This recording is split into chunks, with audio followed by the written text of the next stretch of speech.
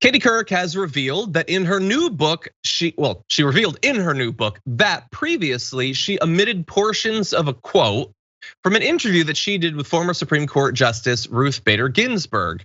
And she did it specifically to protect the justice from public reaction to what she was saying. So the book is called Going There. And she reportedly writes she was conflicted after Ruth Bader Ginsburg back in 2016 had criticized Colin Kaepernick and other athletes who protested racial injustice this year. Couric wrote that she was a big RBG fan. Okay, so in the version of the interview that was published and people saw back in 2016, Ginsburg referred to the protests during anthems before football games as dumb and disrespectful. So let's be very clear, the stuff that was released was really bad to begin with. And at the time, actually, days after it, she walked back her comments, saying in a statement that she had been, quote, barely aware of the protests or their, quote, purpose, and that her comments were inappropriately dismissive and harsh, and she should have declined to respond. That's good advice. She should have declined to respond.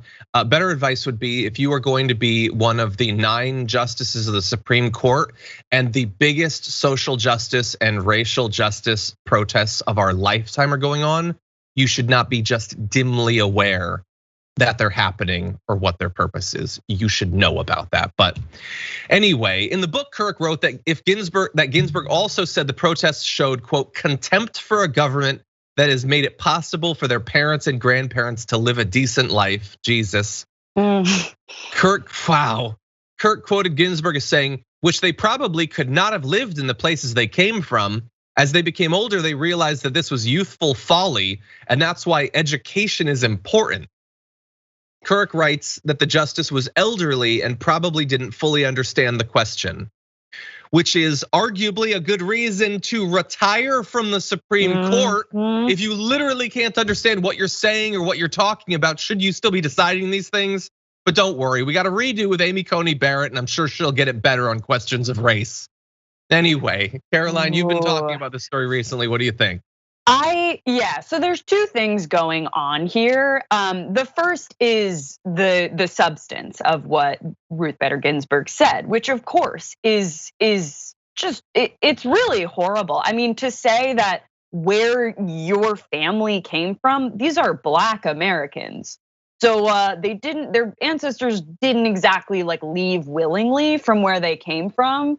So that, I mean, that's one thing. And Totally. I'm grateful that this story is coming out now, because this is a really important reminder that we cannot idolize, like, the right wingers with that flag from the Capitol or whatever, like, we can't idolize human beings as perfect. They're human beings. Ruth Bader, this is, Ginsburg had, none of this is to say that what she did as a justice was, wrong or bad or whatever. She did incredible, amazing things. But it is insulting to claim that someone is perfect like this. And so it just limits, and this is like, a left liberal issue that we need to talk about, is shutting things down like this, what Couric did, shuts down really important conversations that need to be had.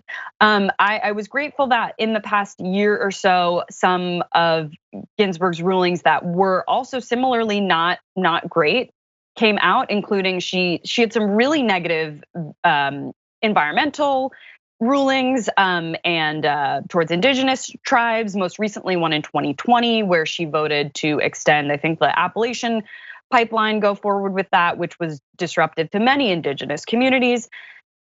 The problem here is Katie Couric. The problem is that you are a journalist and you can't just take something out because you like this person's politics. That's the real problem. RBG was allowed to have differing opinions. But the problem is with Katie Couric. She shouldn't have done this. That's not journalism. And how can we then criticize people like Tucker Carlson who do the same thing if we're doing it on our side as well? Yeah, I'm gonna find a way, but I can only speak for myself. Yeah, no, you're totally right. As long as you're You know, open about don't idolize people. Mhm. If I interview AOC again and we have a great conversation, but at some point she turns to me and says half of all Italians are werewolves, I'm reporting on it. Like, I don't care that I like her.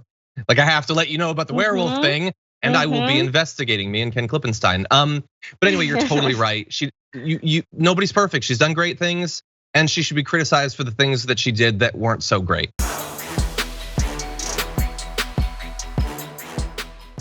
For more political news breakdowns, interviews, stories of activism, and me trying my hardest to care about the occasional big celebrity news story, subscribe to our YouTube channel at youtube.com/thedamagereport. And you can ring the bell wherever it is so you don't miss anything.